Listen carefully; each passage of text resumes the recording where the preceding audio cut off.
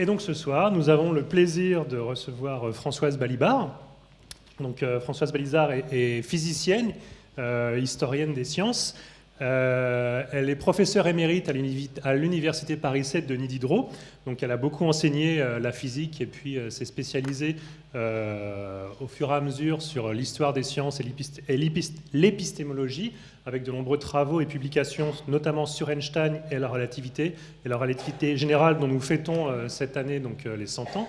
Elle a été finie de mettre en place par Einstein donc, en 1915. Et donc ce soir, Françoise Balibar nous présente une conférence intitulée Einstein et la relativité générale. S'il vous plaît. Eh bien, merci beaucoup pour cette présentation et merci beaucoup d'être venus si nombreux. Est-ce que vous m'entendez? Non? Bon, et comme ça? Non? Ah, peut-être qu'il faudrait que le micro soit plus...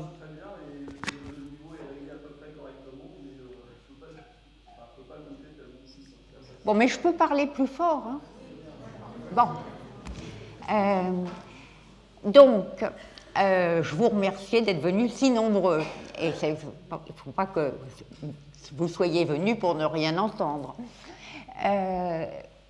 Donc, le titre très général, c'est Einstein et la théorie de la relativité générale. Aujourd'hui, nous sommes le 8 septembre.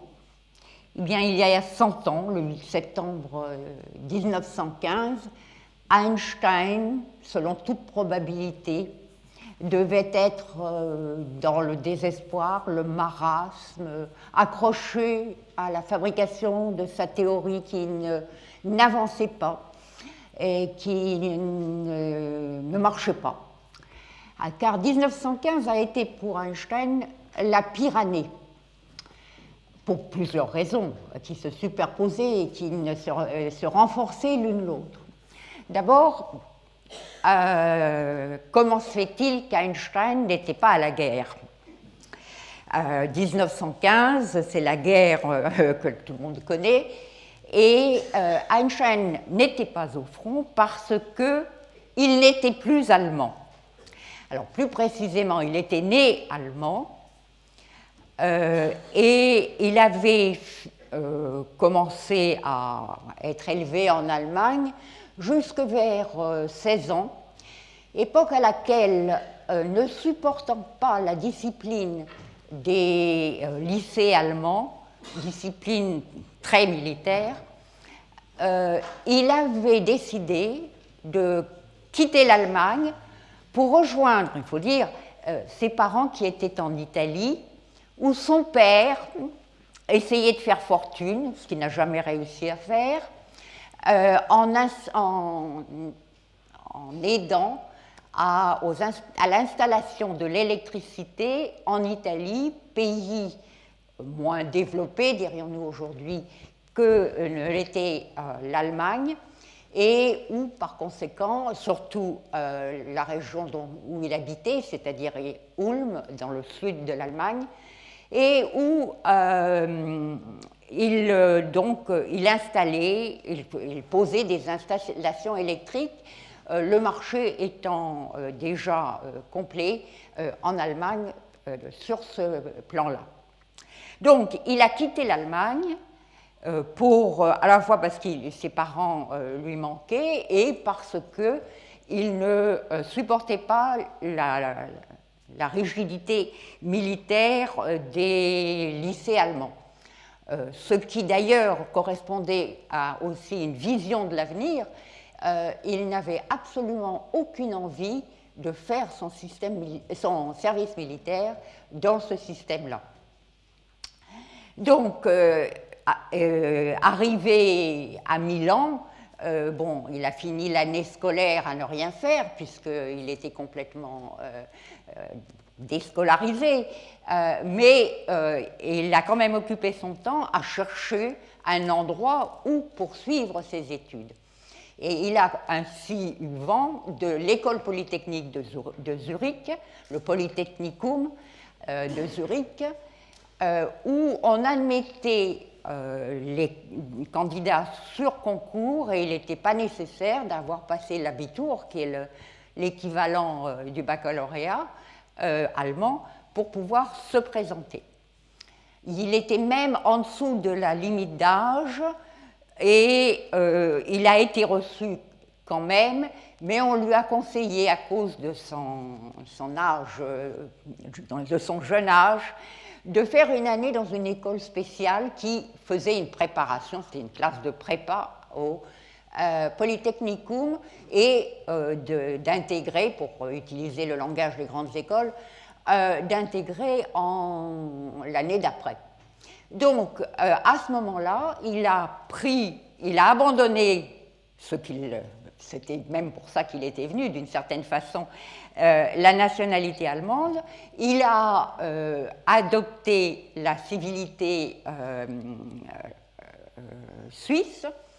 Et quand en 1914, il a été appelé, alors qu'il était déjà assez connu, enfin au point qu'on puisse lui proposer un poste à Berlin, il y avait une clause qui impliquait qu'il devait être de nationalité allemande.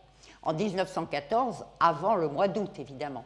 Bien, et il a résisté et il a finalement obtenu une exception pour lui de ne pas reprendre sa nationalité allemande et de rester suisse. Raison pour laquelle, évidemment, il n'a pas été mobilisé en août 14. Alors, ce n'était pas une situation de tout repos. D'abord parce que c'est pas drôle d'être au front et d'être au fond d'une tranchée, mais c'est pas drôle non plus d'être en dehors du coup. Bon, même si c'est plus confortable, indubitablement. Donc il était là en spectateur, et en 1915, c'est l'année, quand on lit les livres d'histoire, on apprend que c'est l'année où le conflit qui était franco-allemand s'est mondialisé, s'est étendu à l'Empire ottoman. Les franco-anglais, qui étaient appelés les alliés à cette époque-là, ont essayé de neutraliser l'Empire ottoman. C'est la fameuse histoire des Dardanelles, de Gallipoli, etc. Et à partir de ce moment-là, le conflit est devenu général. C'est étendu sur toute la planète, n'exagérons rien, mais en tout cas l'Europe et les États-Unis.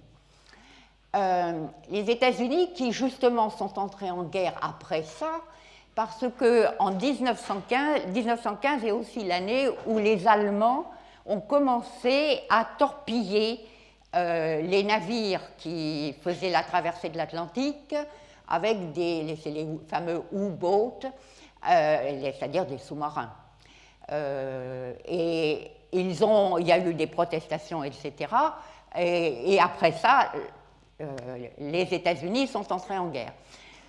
Donc le conflit s'est étendu, et par ailleurs, il y avait évidemment la seule chose à laquelle nous, Français, nous pensons quand nous pensons à 1914, mais l'année dernière, j'ai vu à Berlin une exposition au musée historique sur le conflit 14-18. Alors il apparaît que pour les Allemands, c'était un front, et il y en avait bien plus par ailleurs partout, et que dans cette exposition, on voyait des photos des tranchées, etc., évidemment, mais que ce n'était qu'une partie de cette guerre mondiale. Pour ça, nous avons une vision un peu déformée, parce que pour nous, elle est essentiellement un conflit franco-allemand. Toujours est-il que, donc, on était en pleine guerre, en pleine généralisation de la guerre, au point que ça devenait mondial. Les Allemands commettaient des horreurs, ce qui ne veut pas dire que les autres n'en commettaient pas. Tout ça, Einstein le voyait depuis son bureau. Les tranchées étaient bloquées. 1915 est aussi un moment terrible pour l'armée française, parce qu'elle a essayé de débloquer la situation. C'est la bataille de Champagne, qui a été un désastre, 40 000 morts en 20 jours, enfin horrible. Bon, tout ça n'avait rien de drôle. Alors, d'autre part, Einstein donc il était à Berlin, professeur à l'université de Berlin. Les cours continuaient K1KA. C'était assez bien organisé parce que les permissionnaires avaient des séances spéciales pendant leur permission pour pouvoir continuer à faire leurs études. Bien, donc on ne peut pas dire qu'il n'avait pas de travail, mais il travaillait de ce côté-là, mais il travaillait au ralenti. Par ailleurs, sa vie privée était en morceaux parce qu'il venait de divorcer de sa première femme qui était repartie en Suisse avec les 2 enfants. Bon, ça c'est pas... Et surtout, je pense qu'il aurait dit « et surtout », la théorie sur laquelle il travaillait n'avançait pas. Ça, il était complètement coincé, l'impression qu'il ne s'en sortirait jamais. Et d'ailleurs, une fois qu'il s'en est sorti, c'est-à-dire à la fin de 1915, comme je vais le préciser dans un moment, eh bien, il est tombé malade et il s'est mis au lit pour 1 an.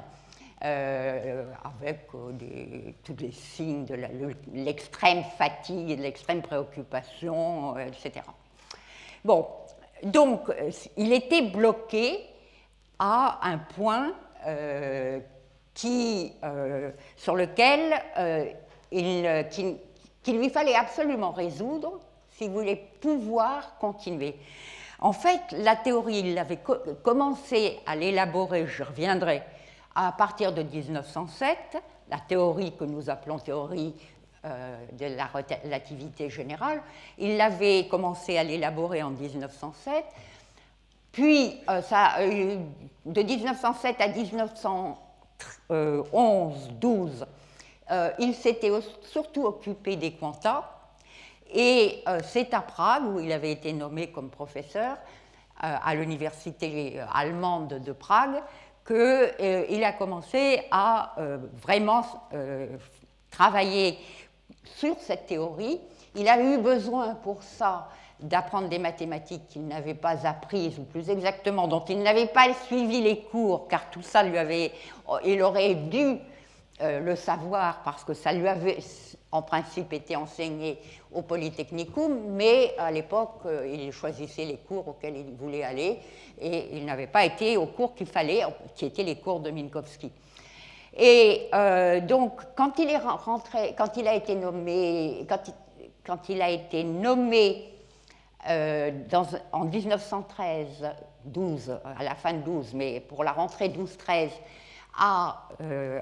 au Polytechnicum lui-même, et qu'il a quitté Prague, à ce moment-là, il a demandé de l'aide à un ami à lui, qui était un de ses anciens camarades de Polytechnicum, Marcel Grossmann, et à eux deux, ils ont mis au point un premier jet, qu'on appelle Entwurf, ce qui veut dire un envoi, un essai de théorie fondé sur les développements qui n'étaient pas récents à l'époque, mais qui étaient pas encore, faisaient pas encore partie du bagage des étudiants les plus avancés, de la théorie de Riemann, à la fois sur ce que c'est qu'une variété et sur l'espace et sur la théorie algébrique qu'il en a déduite en même temps, lui, Riemann. Bon.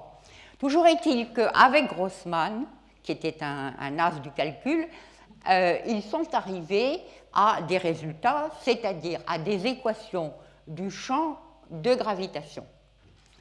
Car l'objectif en 1907 d'Einstein, c'était d'étendre à la gravitation le travail qu'il avait accompli et qui lui avait valu qui est le début de sa gloire, en faisant une théorie qu'on n'appelait pas théorie de la relativité à l'époque, mais qui était une extension de la théorie de Maxwell, de l'électromagnétisme, dans laquelle il avait justement introduit le principe de relativité dans la théorie de Maxwell, alors que jusqu'en 1905, les deux théories, la théorie électromagnétique de Maxwell et la mécanique classique, laquelle était fondée sur le principe de relativité, tout ça je vais y revenir, est passé pour strictement incompatible. Donc en 1905, Einstein, en modifiant l'espace et le temps, je ne reviens pas là-dessus, les concepts physiques d'espace et de temps avaient réconcilié, en somme élargi la portée du principe de relativité, qui jusqu'alors était limité à la mécanique. Il en avait fait un principe général qui réjouissait également l'autre partie de la physique, en somme, la théorie de Maxwell. Donc c'était une très grande unification, une des premières unifications dont allait être marqué le XXe siècle. Donc en 1914, ils avaient publié tous les deux, Grossman et Einstein, un Entwurf d'une théorie de la relativité généralisée et de la gravitation. C'est comme ça qu'ils l'avaient appelé. Là aussi, je vais en reparler. Et il n'avait plus maintenant qu'à poursuivre, d'abord faire connaître leur théorie, la faire discuter, etc., et poursuivre. Bon. Et c'est à ce moment-là que Einstein a cru avoir trouvé une raison qui annulait complètement leur précédente théorie et qu'il a tourné en rond pendant toute l'année 1915 jusqu'au mois de novembre pour essayer de sortir de cette contradiction qui faisait qu'il ne pouvait plus avancer. Ça n'avait aucun sens de travailler sur des équations qu'ils avaient établies en 1913-14, lui et Grossman, mais qui risquaient d'être totalement fausses puisqu'elles étaient incompatibles avec le principe de relativité. Or, elles auraient dû, le principe de relativité était posé à la base de cette théorie. Donc, il y avait quelque chose de manifestement inacceptable. Et donc, dans son bureau, pendant que le sang coulait, Einstein, lui, s'acharnait désespérément sur cette os rencontrée lors du développement de la théorie de sa nouvelle théorie de la gravitation, de sa théorie nouvelle plutôt de la gravitation, et n'en sortait pas. Il tournait en rond, vraiment comme on ne souhaite pas à son pire ennemi. Donc, voilà où en étaient les choses en 1915.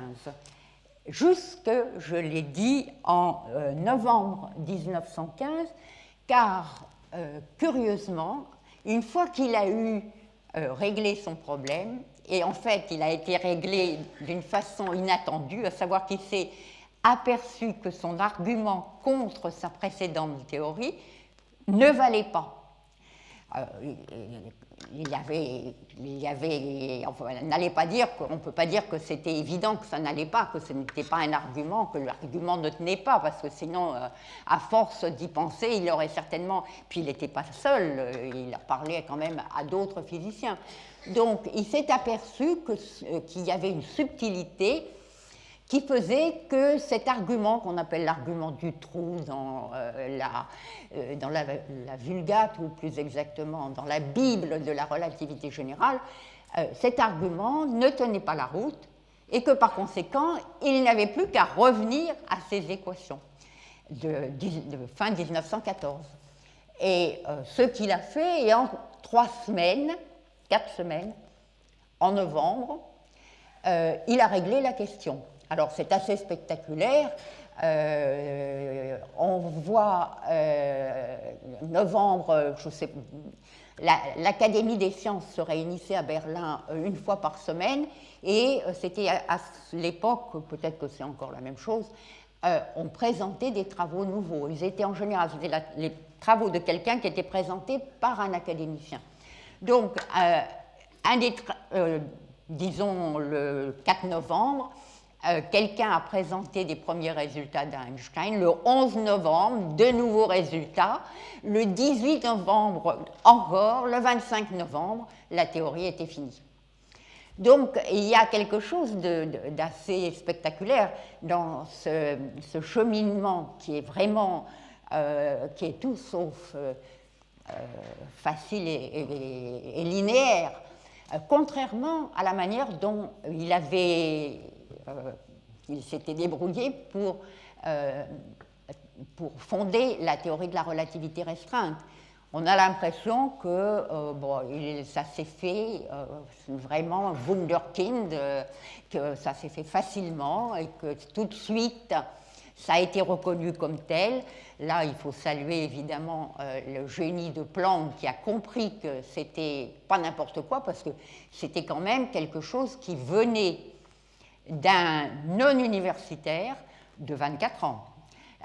Par conséquent, il n'y a pas beaucoup de systèmes universitaires après ça qui auraient accepté tout de suite une théorie d'un type de 24 ans qui n'a même pas les titres qu'il faut. Toujours est-il que c'était le contraire exactement pour la théorie de la relativité générale. Bien. Alors, ceci c'était en introduction. Mais avant d'en venir à la théorie elle-même, j'espère que vous n'allez pas être trop déçus parce que je vais remettre l'entrée dans la théorie plusieurs fois. Avant donc d'en venir à la théorie elle-même et de retracer les diverses étapes qui ont conduit à la formulation telle qu'on la connaît à l'heure actuelle, je voudrais faire une remarque de vocabulaire, ou plus exactement, je voudrais critiquer l'appellation courante que nous, en France, nous donnons à cette théorie. Nous disons que c'est dans le meilleur des cas, nous disons théorie de la relativité générale. N'importe qui sait le français, en lisant ça, se demande ce qui est général, si c'est la théorie ou la relativité. Et si maintenant on s'en remet à l'usage, on voit que tout le monde, y compris moi, je m'en suis aperçue là pendant que je vous parlais, dit la relativité générale. Or, en fait, il s'agit d'une théorie générale de la relativité. Évidemment, ça passe complètement inaperçu parce que c'est quand même pas la même chose de faire une théorie de la relativité générale, ce qui suppose que la relativité peut être générale, ou de faire une théorie générale de la relativité étant quelque chose en soi-même pour lequel l'adjectif général n'est pas forcément celui qui pourrait convenir. Alors, c'est ce qui donne si ça porte en soi l'idée que la relativité pourrait être générale, et si elle peut simplement être générale, ça veut dire qu'elle peut être aussi non générale. Alors qu'est-ce que ça veut dire?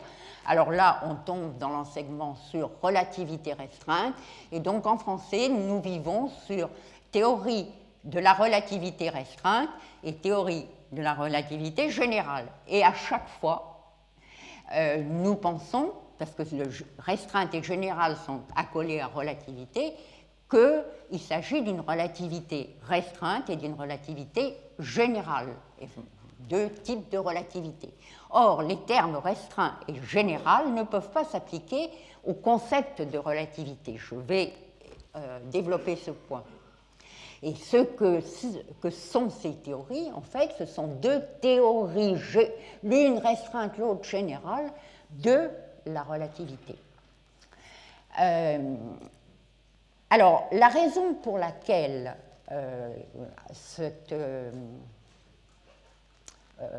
nous sommes embarqués dans ce qui constitue quand même une erreur d'intuition propre à la langue française, je vais en venir aux autres langues dans un instant, c'est quand même, a une explication historique. En fait, le fameux article de 1900, en fait, pendant longtemps, en France, on a parlé de théorie généralisée de la relativité. Et pourquoi pour une raison bien simple, c'est que le fameux article de 1914 écrit en collaboration avec Grossman porte en titre Theorie der verallgemeinten Relativität. C'est-à-dire, alors, il y a allgemein là-dedans,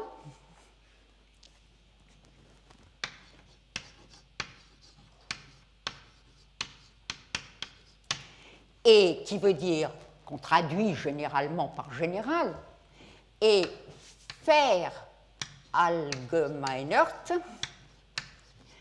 Alors, pour ceux qui ne savent pas l'allemand, ce n'est pas grave, alors avec un E, puisque c'est la théorie. Donc, allgemein, ça veut dire général, le voilà. Et l'allemand, vous savez, c'est un espèce de puzzle, on en rajoute de tout à gauche et à droite, et ça fait d'autres mots. Donc, quand on met ce suffixe ERT, le E, c'est le signe du féminin. La partie ERT veut dire, et le participe passé, et ce qu'on a mis avant, c'est faire, et faire signifie fabriquer. Autrement dit, ça doit se traduire théorie généralisée de tout ce qu'on voudra, en l'occurrence, la relativité. Donc le généralisé, c'est par rapport à général, c'est la même chose. Isé indique une transformation qu'indique faire, et le fait que c'est été fait et que ça ne soit pas à faire est donné par le RT, de même qu'il est donné par l'accent aigu et dans généralisé, avec un E éventuellement, en français.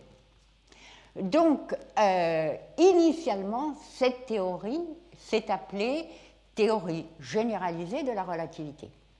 C'est une appellation qui a duré très longtemps qui a duré plus longtemps finalement en France, généralisée, que le Verallgemeinerte a duré en Allemagne. En France, par exemple, en 1932, Bergson, qui avait rencontré Einstein en 1922, etc., mais il ne s'était absolument pas compris. Bergson parlait parfaitement l'allemand, c'est pas parce qu'Einstein ne parlait pas le français. Donc, tous les deux, quand ils s'étaient rencontrés, ils ne s'étaient pas compris, mais la conférence qu'Einstein avait donnée au Collège de France avait impressionné Bergson, qui ensuite a écrit un livre qui s'appelle Durée et simultanéité, qui est un des grands livres écrits par Bergson, dans lequel il y a tout un chapitre sur la théorie la théorie généralisée de la relativité. Et mais déjà, il y a un glissement, car Bergson parle de la relativité généralisée. Il dit bien la moitié du temps la théorie généralisée de la relativité, mais à d'autres moments, il dit la théorie de la relativité généralisée. Bon, évidemment, du point de vue du français, c'est parfait, mais ça ne porte pas la même image. Et d'ailleurs, il en est la première victime, d'une certaine façon, si on considère que se tromper dans un point de physique, c'est être une victime. Quand il parle de relativité incomplète, de relativité unilatérale, bilatérale ou double, etc., etc. C'est-à-dire qu'il applique des adjectifs qui, encore une fois, ne conviennent pas à ce qu'est la relativité du point de vue de la physique. Il les applique, ces adjectifs, à contresens. Bien. Alors, ce généraliser nous permet de comprendre pourquoi, qui a été donc l'appellation relativement commune en France jusqu'avant la guerre. Marie-Antoinette Tonnelat, qui est une épistémologue, une physicienne épistémologue très célèbre, enfin qui fut très célèbre, maintenant il y a longtemps qu'elle est oubliée, mais elle parle de théorie généralisée. Donc l'idée de généralisation a été retenue par les intellectuels français au moins jusqu'à la guerre, avec les inconvénients que ça peut entraîner, parce qu'on ne sait toujours pas en français, quand on parle de la théorie générale de la relativité ou généralisée de la relativité, ce qui est général ou généralisé, si c'est la théorie ou la relativité.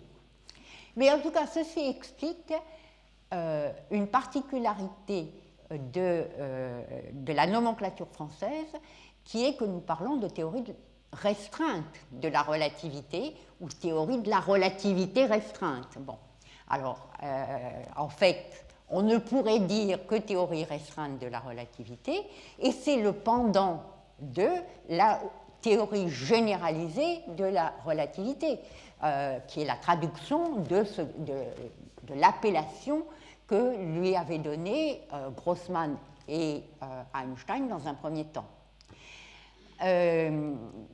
Donc, il y a des cours de relativité restreinte, etc. On comprend bien, la théorie de 1915 est une généralisation de la théorie de 1905, et par conséquent, la théorie de 1905 est une restriction par rapport à la théorie de la relativité, sous-entendu générale ou généralisée, ça dépend de quel point de vue on se place, en 1905 ou en 1915. Donc on comprend bien pourquoi on a cette appellation dans tous les cursus universitaires de théorie restreinte. Mais ce qui étonne en général les Français, qui ne restent pas uniquement à lire du français, c'est que dès qu'ils lisent un peu d'anglais, ils s'aperçoivent que ça s'appelle en anglais Theory of Special Relativity ou Special Theory of Relativity. Or, pour les Français, entre special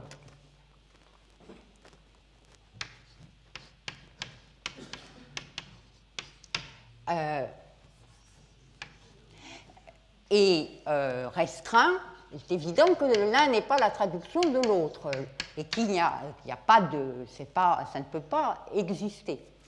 Or, en fait, ce special qu'on lit en anglais, et que tout le monde est obligé de lire puisque tout le monde parle anglais, vient en fait de l'allemand, dont c'est une traduction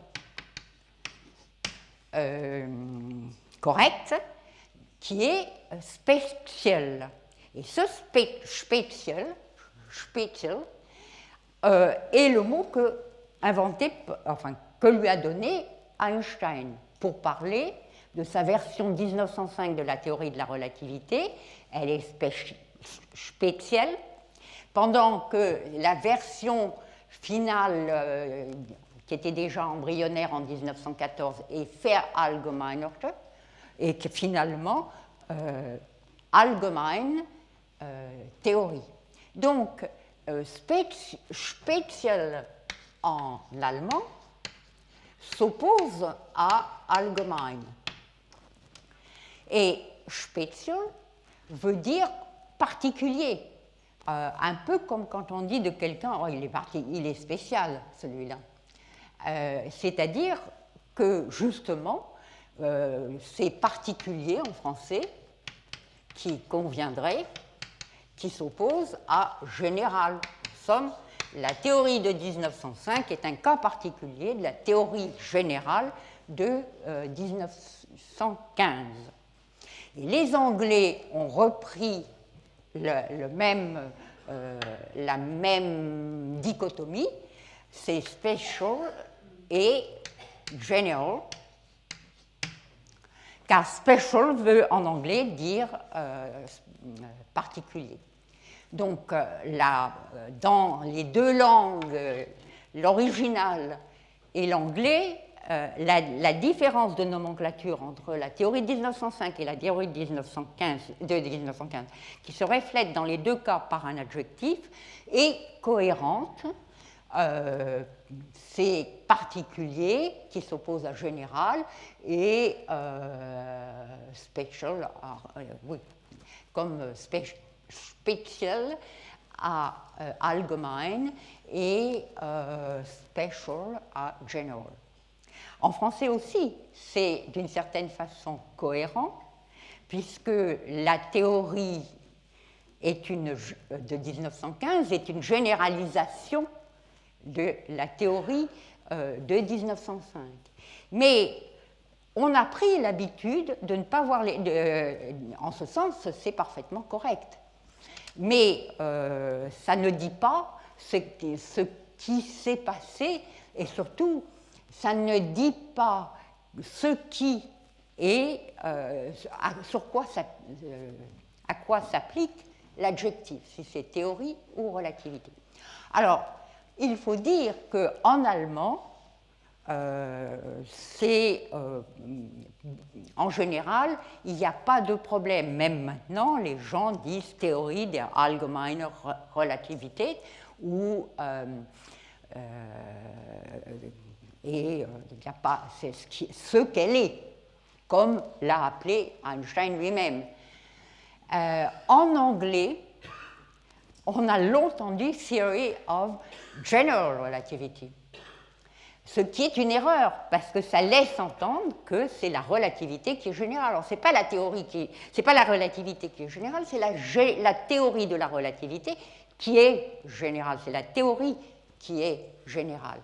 Et en préparant cet exposé, j'ai été heureusement surprise de voir que l'annonce que donne l'Institute of American Physics, qui est le grand Manitou de toutes les commémorations, donc ils annoncent pour 2015 le centenaire de la théorie de 1905, et ils l'annoncent comme le centenaire de la General Theory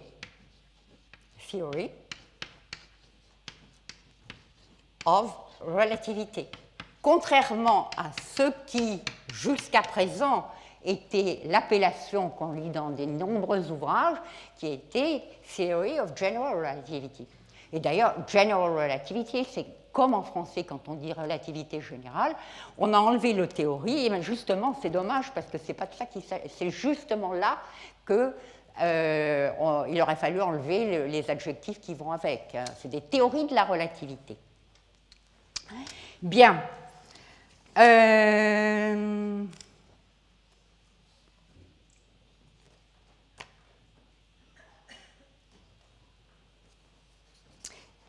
Alors, par ailleurs, juste un dernier point de vocabulaire, allgemein, en allemand, ce n'est pas n'importe quel mot, parce qu'il est fait avec gemein qui veut dire commun, ordinaire. allgemein veut donc dire ordinaire pour tous, commun à tous, etc. Qui d'ailleurs, dans les théories politiques, est une distinction gemein, allgemein, très forte. Mais oui, on voit bien que nous, l'idée de commun, elle ne nous vient même pas à l'idée, parce que quand on dit général ou restreint, et même général et general et special, on ne voit pas une question de commun, de quelque chose qui est en commun ou qui est commun. Et ça, je pense que dans la tête d'Einstein et de ses contemporains, peut-être même de ses compatriotes et descendants des compatriotes, ça reste encore.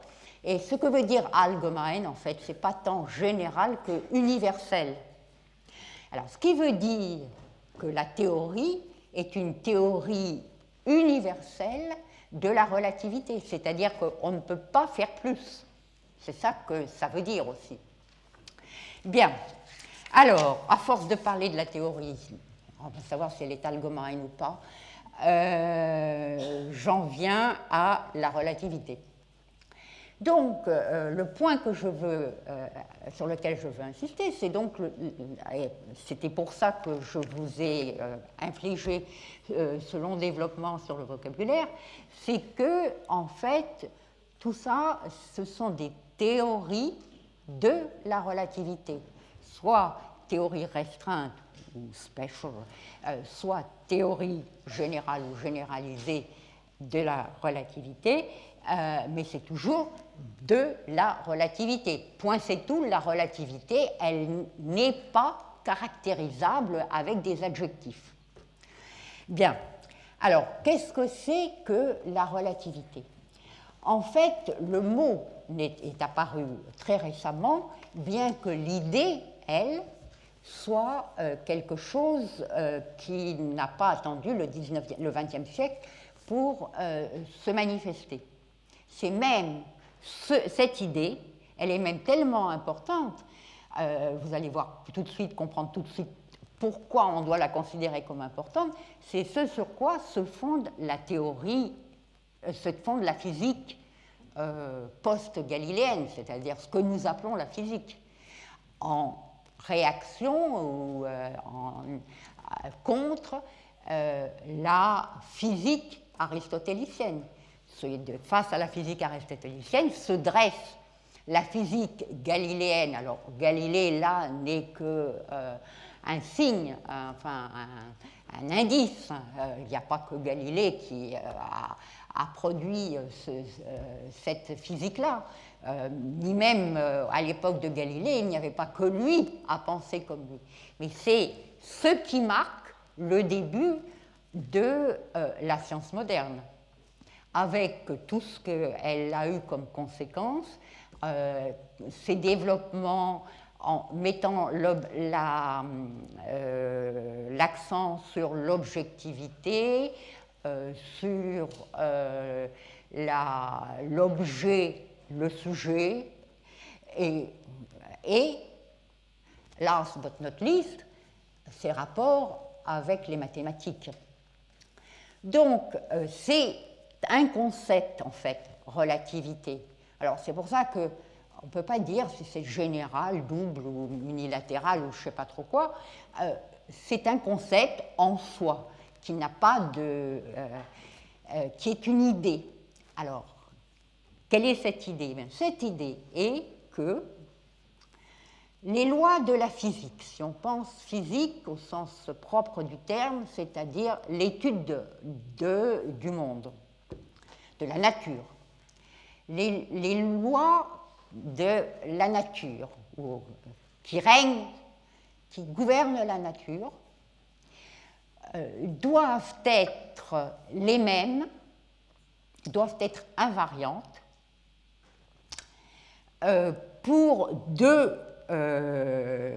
par changement d'observateur. Autrement dit, Pierre et Paul peuvent être dans des conditions totalement différentes. D'abord, l'un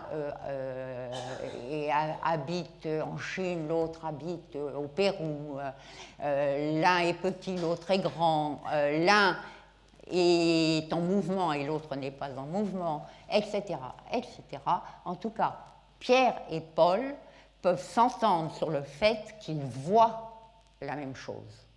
Voix étant pris au sens un peu général, évidemment, l'accent est mis sur la vue, mais ça veut dire observe, avec des moyens d'observation qui ne se réduisent pas forcément simplement à un œil. Donc, la relativité, c'est une exigence, c'est une idée, et le fond de cette idée, c'est celle d'une exigence. C'est-à-dire que si l'on entreprend de décrire la nature, ou de vouloir décrire, si on veut décrire la nature, alors un premier réquisite, et c'est ça la coupure, est que il faut que Pierre et Paul, quelles que soient leurs conditions, conditions au sens même, conditions physiques, conditions, etc., quelles que soient leurs conditions, puissent se mettre d'accord sur le fait qu'ils observent la même chose. Ça ne veut pas dire qu'ils observent la même chose. Ça veut dire simplement qu'ils ont la possibilité de comprendre pourquoi ce qu'ils voient avec leurs yeux n'est pas la même chose, compte tenu de leur différence de conditions, justement. En fait, c'est une idée qui n'a rien de simple, et qui est assez complexe, et qui est neuve dans l'histoire de l'humanité, pour autant qu'on sache, au XVIe siècle, parce qu'elle n'a pas été mise en exergue comme ça par les Grecs, par exemple, ni par les Mésopotamiens, ni par les Chinois, ni par aucune civilisation, pour autant que l'on sache, n'a été fondée sur le fait que la description de la nature doit permettre à Pierre et Paul de s'entendre sur le fait qu'ils observent la même chose, que c'est la même chose qu'ils observent. Autrement dit, qu'il n'y a pas une nature pour Pierre et une nature pour Paul, ça revient à ça finalement. C'est une extension de cette exigence qui est que si on parle d'une nature dans laquelle nous sommes mais qui nous est extérieure, évidemment, il faut qu'on puisse, en la décrivant, se mettre d'accord sur le fait qu'il s'agit de la même chose. Alors, je n'ai pas vu, mais ça serait intéressant de savoir ce qu'il y a plus profondément derrière cette exigence. Alors, dit en termes de physiciens ou de mathématiciens, c'est très simple. C'est une exigence d'invariance. Bon, on n'a fait que repousser un petit peu la question, mais c'est vrai que c'est ce qui, très exactement, se traduit mathématiquement par le concept d'invariance lors d'une transformation. Car le concept d'invariance, on ne peut pas non plus le balancer comme ça à tort et à travers. C'est invariant dans certaines transformations ou sous certaines transformations, pour traduire un peu plus près de l'anglais. Donc, cette idée-là, elle est apparue quelque part entre Oxford et Florence, comme dit je ne sais plus trop quel grand historien des sciences, à un moment, et elle n'a rien d'évident. Elle a donné lieu à des développements qui eux-mêmes n'ont rien d'évident. On ne peut pas dire que toute la science occidentale, ça soit quelque chose de si simple. Mais effectivement, c'est d'une certaine façon très special. C'est particulier. Et il se trouve que ça a, jusqu'à présent, permis d'obtenir des descriptions de plus en plus cohérentes et de plus en plus satisfaisantes du monde extérieur. Il n'est pas évident que ça continue indéfiniment. en particulier, on sait quelle difficulté a la biologie à suivre cette exigence qui se traduit par le fait que la biologie, la question se pose de savoir si elle est mathématisable ou pas. Or, l'exigence de relativité, auquel on a donné le mot relativité, on aurait pu l'appeler Scooby-Doo, elle est ce qui permet que l'irraisonnable efficacité, comme en fait il faudrait dire effectivité des mathématiques, qui est le titre donné par un physicien américain, enfin réfugié aux États-Unis, hongrois, juif hongrois réfugié aux États-Unis, qui est mort il y a quelques années, qui s'appelle Eugène Wigner, qui a écrit un article que tout le monde cite, qui est The Unreasonable Effectiveness of Mathematics in Natural Sciences. Alors, the really unreasonable, le unreasonable, non raisonnable, irraisonnable. Effectiveness, on traduit en général par effectivité, efficacité, c'est plutôt le fait que ça puisse opérer dans le domaine qui va être précisé, dans Natural Sciences. Et qu'est-ce qui est d'une effectiveness irraisonnable? Ce sont les mathématiques. Donc, c'est ce mystère, en somme, ce que note ainsi Wigner, et que beaucoup de gens reprennent parce que, évidemment, la formule est belle, eh bien, c'est l'idée même de relativité. Parce que la relativité, c'est une idée.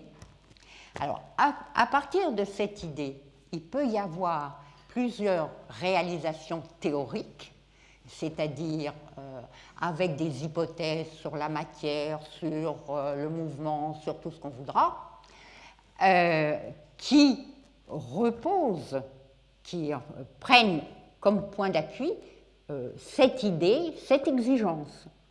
Alors, dans l'ordre historique, il y a eu d'abord la relativité que l'on dit maintenant galiléenne, c'est-à-dire qui porte uniquement sur le mouvement, dont d'ailleurs ça donne une définition, et qui est que les lois de la mécanique, puisque la mécanique, c'est ce qui est au XVIe siècle la physique, c'est-à-dire que la physique la physique en tant qu'étude de la nature est réduite à une étude du mouvement, eh bien, elle repose sur l'idée que les lois de cette mécanique à venir, puisque Galilée est au fondement, doivent être les mêmes pour deux observateurs. Alors, pour Galilée, c'est l'un embarqué sur un navire à vitesse constante et l'autre resté à quai. Avec un des termes moins jolis et plus théoriques, on dira que deux observateurs. Alors, les observateurs, ça deviendra des sujets avec Kant, mais pour le moment, c'est pas très. C'est pas justement le problème est de savoir comment en faire des sujets. Bon, toujours est-il que ces deux observateurs sont en mouvement l'un par rapport à l'autre de translation uniforme.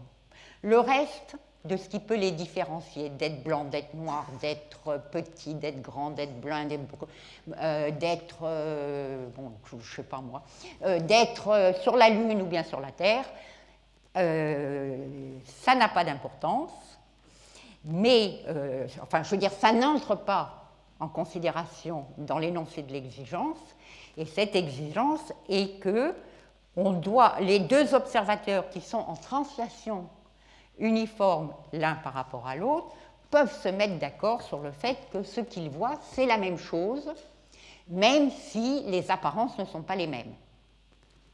Alors, en translation uniforme, je pense que tout le monde sait ce que ça veut dire, mais pour le cas où il y aurait quelqu'un à qui ça poserait une difficulté, eh bien, ça veut dire que Paul est par rapport à Pierre dans un mouvement de déplacement rectiligne le long d'une droite et à vitesse uniforme.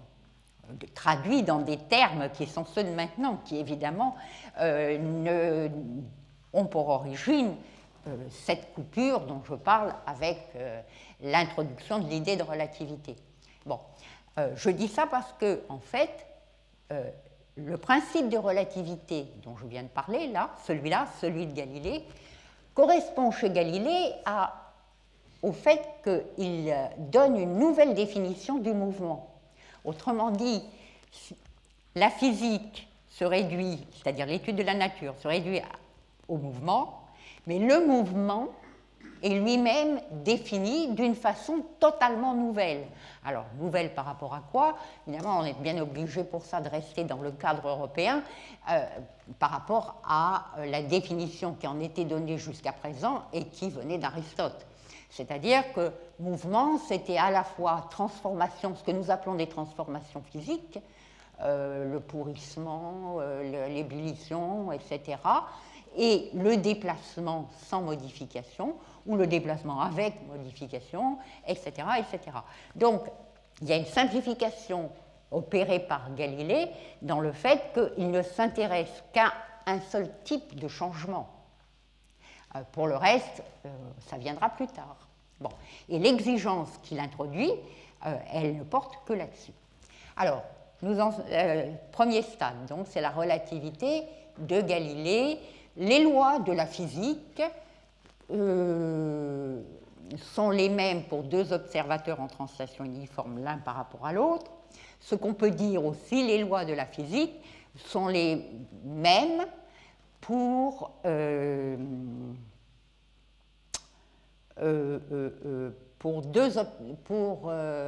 sont invariantes, pardon, si on remplace les mêmes par invariantes, sont invariantes par changement de référentiel galiléen. Alors, je répète, par changement de référentiel galiléen. Ceci à la place de pour deux observateurs en translation uniforme l'un par rapport à l'autre, en mouvement de translation uniforme l'un par rapport à l'autre. Alors, en effet, parce qu'un référentiel, c'est ce qui tient la place de observateur, c'est-à-dire ce par rapport à quoi ça se rapporte, celui qui observe. Un référentiel inertiel, on dit aussi galiléen, ça veut dire en translation uniforme l'un par rapport à l'autre. C'est simplement, il faut savoir que c'est ça que ça veut dire. Et puis, voilà. Bon. Alors, là-dessus, s'est développée la science physique occidentale, Newton, etc., et donc réduite pendant longtemps à la mécanique. Mais dès le début du XVIIIe siècle, c'est-à-dire avant que Newton soit mort et fini son grand œuvre, dont la dernière édition est de 1722, on avait inclus, on s'était dit que la mécanique n'était pas forcément toute la physique, tout ce qui se passe. Et le premier réflexe avait été de transcrire ce qu'on observe, la couleur, l'échauffement, etc., en termes mécaniques. Ça a été le premier chemin emprunté pour étendre cette physique newtonienne qui, quand même, avait quelque chose d'admirable pour ce qui est de l'astronomie. Ensuite, là-dessus, chemin faisant, cette physique, qu'on disait physique, c'est pour marquer qu'elle n'était pas mathématique. Elle a été elle-même mathématisée, mais partiellement. Et pour en finir, elle a été mathématisée en un système d'équations différentielles, c'est-à-dire au niveau le plus élevé pour l'époque 1805, deuxième partie du XIXe siècle, qui est le système d'équations de Maxwell, l'électromagnétisme de Maxwell, qui est une théorie à la fois de la lumière et du magnétisme, les corps qui s'attirent, et de l'électricité, aussi des corps qui s'attirent ou qui se repoussent. Bien. Alors, qu'est-ce que c'est que 1905? À quoi ça correspond dans tout ça?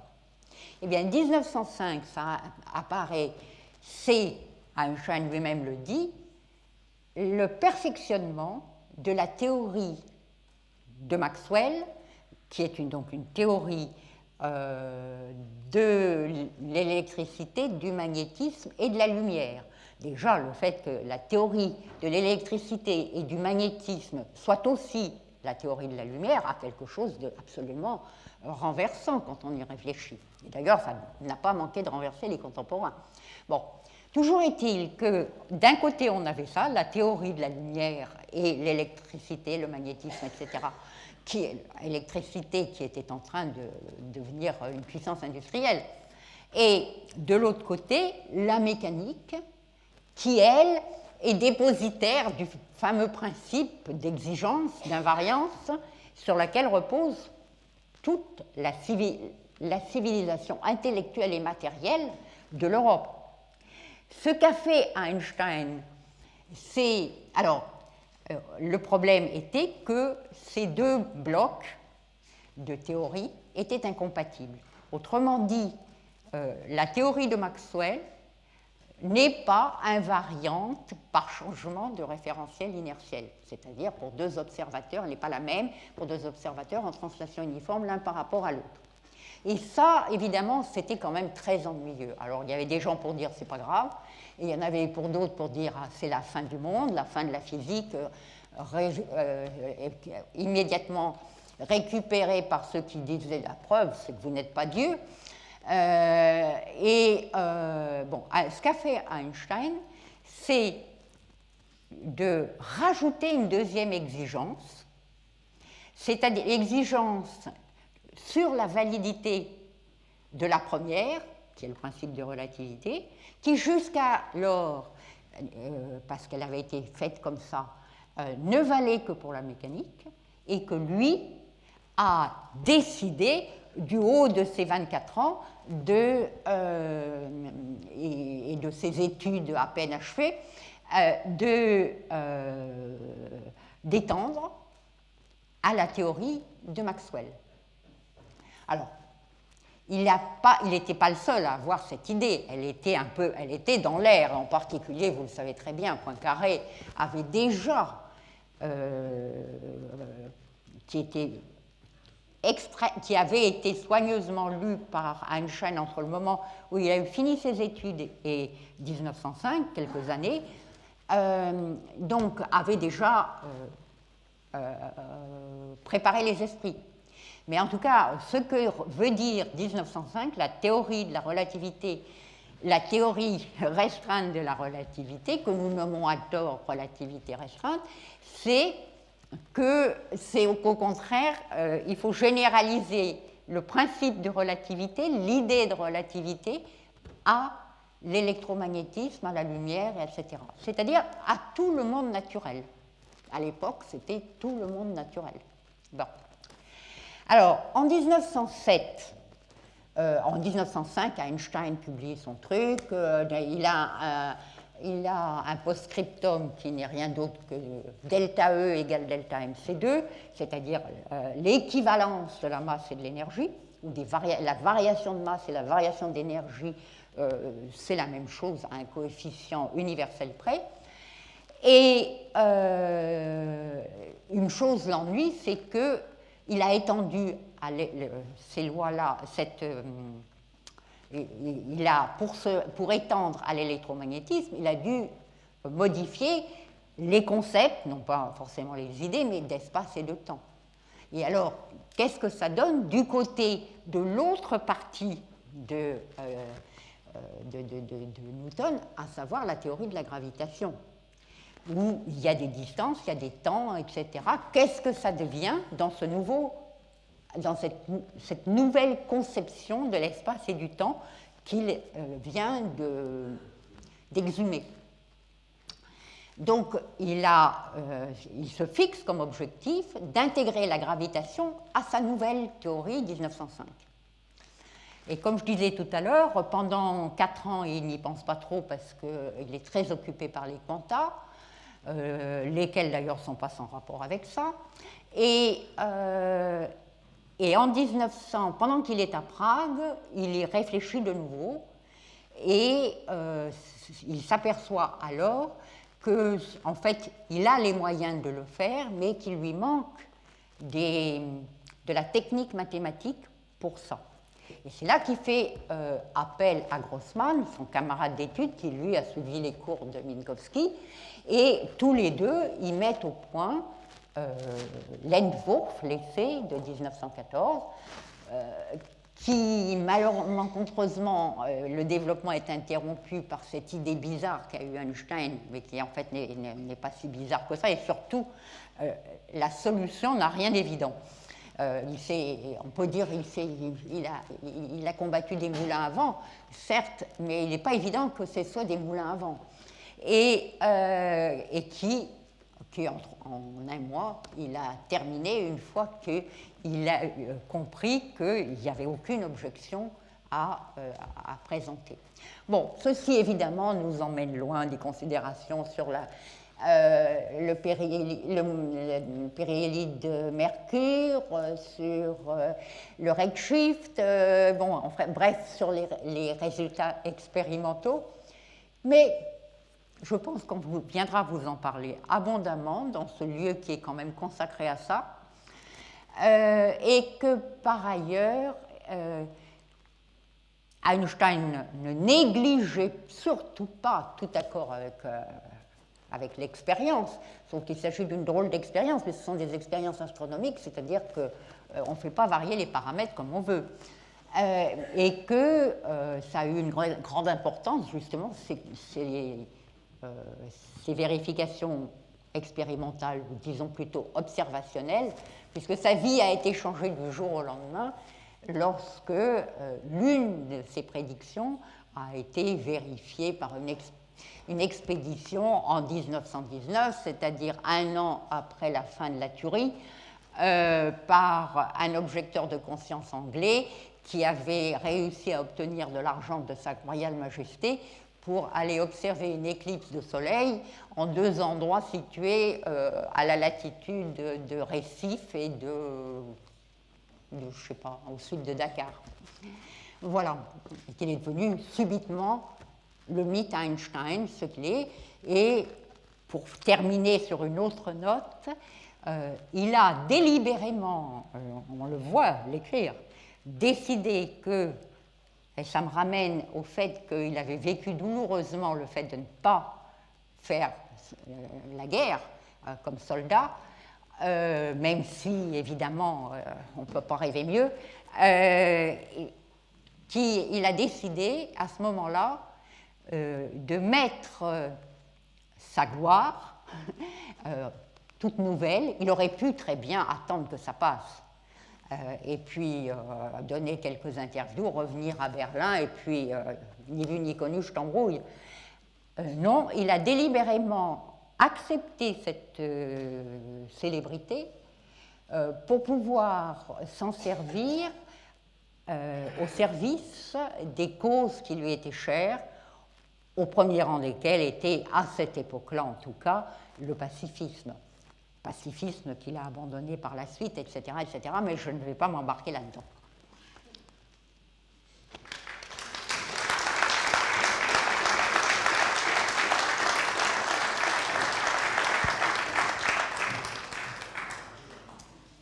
Eh bien, merci beaucoup pour cette conférence, et puis notamment sur ces discussions de points de vocabulaire. Souvent, les scientifiques ont un peu tendance à vouloir considérer ces questions comme subalternes. Moi-même, je m'en suis aperçue cet été en pensant à ce que j'allais vous dire.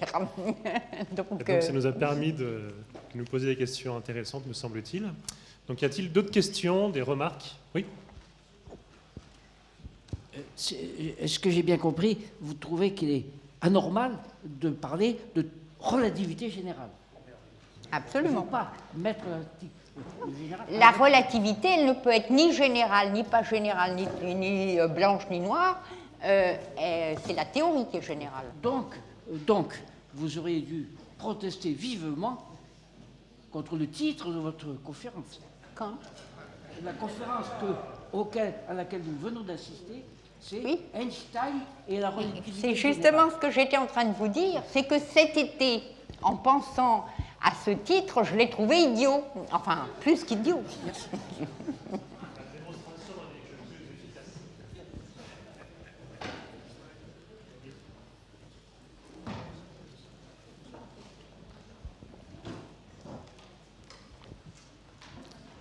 Merci bien pour la conférence. Alors, excusez-moi, je suis sourde. Oui, alors, je me demandais quelle est exactement la nature du doute qui l'envahissait, enfin un peu plus concrètement, et qui le faisait tourner en rond dans les années 1914-1915, qui l'empêchait de progresser dans sa théorie générale. Alors, attendez. Excusez-moi, je vais venir près de vous parce que Je peux essayer de reposer la question. La question était quelle était la nature des doutes qui l'empêchaient de progresser dans sa mise en place de la théorie générale de la relativité. Oui.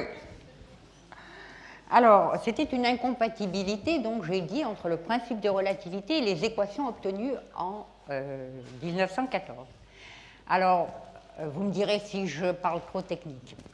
Ces équations, Grossman et lui avaient fixé comme point de départ qu'elle devait être ce qu'on appelle en mathématiques généralement covariante. Alors, le général, là, est tout à fait à sa place, parce que ça veut dire par n'importe quel changement de coordonnées. Et covariante veut dire que les expressions varient, mais qu'on peut retrouver en même temps que les coordonnées changent. Alors, par exemple, les référentiels de Galilée, c'est un système de coordonnées, un autre en translation uniforme par rapport au premier, le deuxième en translation uniforme par rapport au premier. Et donc, les coordonnées ne sont pas les mêmes, les coordonnées d'un point, et de temps par tout le marché, mais enfin ça, laissons tomber, ne sont pas les mêmes dans l'un et l'autre référentiel. Et le fait que les lois de la physique doivent être covariantes, ça veut dire que si on peut passer des coordonnées de l'un à l'autre, et à ce moment-là, on obtiendra la même, partant d'une certaine relation entre des grandeurs. Elle est donnée dans un certain système de référence, donc avec des coordonnées x, y, z. Et la relation entre les mêmes choses dans les mêmes circonstances, etc. Dans le deuxième référentiel, qui est en translation uniforme par rapport au premier, eh bien, elle sera donnée dans un système de coordonnées qu'on appellera x', y', z'. Alors, y et z, si la translation se fait selon x, ça sera les mêmes, mais le x' est lié à x, varie avec x, mais d'une façon qui dépend de leur état relatif l'un par rapport à l'autre, c'est-à-dire de leur vitesse relative. Donc, c'est x' égale x moins vt, etc. Bien. Eh bien, si on prend la relation en x', y', z', t' dans le deuxième référentiel, qu'on y remplace x' par son expression en fonction de x, on doit retrouver la même relation que celle qu'a notée l'observateur dans l'autre référentiel. C'est ça ce que ça veut dire, la relativité. En ce sens, ils peuvent se mettre d'accord. Ils ont vu la même chose. Parce que l'un pourra avoir vu quelque chose et l'autre autre chose, mais alors un effet de relativité, est-ce que je me fais comprendre ou pas? Bon, alors, de façon plus élaborée du point de vue mathématique, ça s'appelle, on dit que les relations de la physique sont covariantes lors d'un changement de coordonnées. Bon. Alors, Einstein et Grossman avaient considéré que ça, c'est le cœur de l'idée de relativité. Le fait que, justement, les relations changent en même temps, les relations entre grandeurs changent conformément, selon le changement de référentiel, elles ne changent pas de la même façon. Bon. Elles sont covariantes, elles varient avec. Et ils ont donc posé une exigence d'invariance dans des transformations comme étant l'équivalent, la traduction mathématique de l'idée de relativité. Et c'est alors que Einstein s'est fait un argument dans lequel il y avait un changement de référentiel, justement, puis de ce référentiel, on repassait dans les coordonnées du précédent, de celui de départ, et à ce moment-là, on trouvait deux résultats différents pour le même, qui devaient décrire le même événement. Alors évidemment, ça n'allait pas. Et c'est ça qui l'a considérablement ennuyé. Alors, la résolution passe par le fait que, d'abord, si on ne, cette exigence d'invariance, de covariance, ne peut pas être réalisée pour toutes les transformations linéaires. Il faut faire intervenir plusieurs variables. Alors, comme déjà on était passé de 3 à 4 en ajoutant le temps, il faut aussi faire intervenir la variable temps. Alors, ça devient beaucoup plus compliqué à ce moment-là. Mais c'est ça qu'il se passe. Et c'est pour ça, mathématiquement, ça revient au fait qu'on ne peut plus avoir des fonctions, on ne peut plus travailler sur des fonctions, mais sur des relations entre fonctions, mais des relations entre tenseurs. Bon. Je laisse tomber les tenseurs simplement pour dire que c'est un autre type de mathématiques. Bien, et ce dont il s'est aperçu, c'est que, en fait, pour que cette exigence d'invariance soit de covariance soit réalisée, il fallait justement que le principe de relativité ne soit pas, pour des transformations qui n'étaient pas linéaires, mais qui étaient beaucoup plus compliquées, il fallait justement le principe de relativité initiale. Autrement dit, il croyait avoir mis en difficulté ces équations au nom du principe de relativité, et en fait, il ne s'était pas aperçu que ces équations obtenues en 1914 ne valaient que si on rajoutait en plus le principe de relativité. C'est-à-dire qu'il était allé suffisamment loin du principe initial pour penser avoir obtenu des équations qui ne dépendaient plus du principe de relativité, et en fait, elles n'étaient vraies qu'à condition d'exiger en plus le principe de relativité. Tout ça, j'ai bien conscience du fait que c'est un peu embrouillé. Si je peux vous rassurer, il y a une littérature comme ça sur l'argument du trou, etc. Et Einstein lui-même, comme il avait beaucoup d'humour, il n'a cessé de faire des blagues sur le fait que ce qu'il y avait de bien avec Einstein, c'était que ça changeait tout le temps. Et il ne s'en est pas sorti pendant 1 an de travail acharné.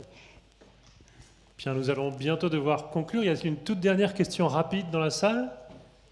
Ou nous arrêtons là? Personne n'ose poser une question rapide. Et donc, je vous propose d'arrêter là et de remercier de nouveau Françoise Balibar. Merci. Merci à vous.